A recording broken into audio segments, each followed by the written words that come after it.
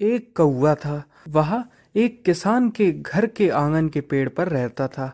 किसान रोज उसे सुबह खाने के लिए पहले कुछ देकर बाद में खुद खाता था। किसान के खेत में चले जाने के बाद कौवा रोज उड़ते उड़ते ब्रह्मा जी के दरबार तक पहुंचता था और दरबार के बाहर जो नीम का पेड़ था उस पर बैठकर ब्रह्मा जी की सारी बातें सुना करता था।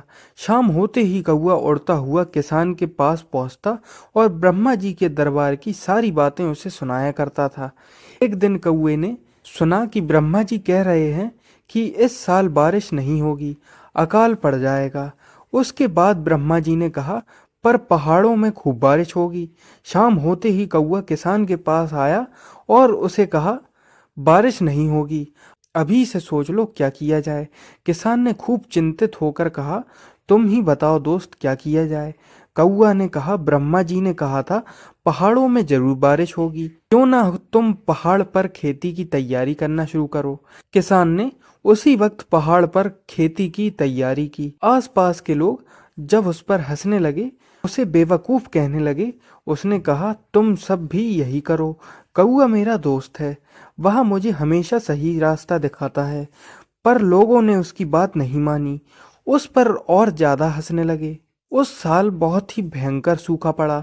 वह किसान ही अकेला किसान था जिसके पास ढेर सारा अनाज इकट्ठा हो गया। देखते ही देखते साल बीत गए। इस बार कौवे ने कहा, ब्रह्मा जी का कहना था कि इस साल बारिश होगी, खूब फसल होगी, पर फसल के साथ साथ ढेर सारे कीड़े पैदा होंगे और कीड़े सारी फसल को चौपट कर देंगे।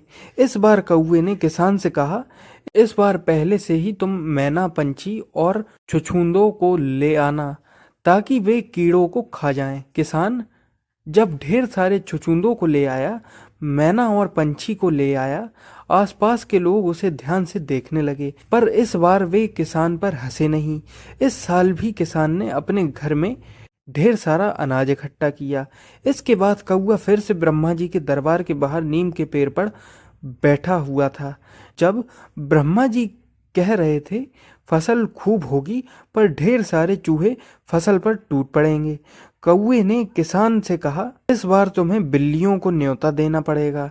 एक नहीं, दो नहीं, ढेर सारी बिल्लियां।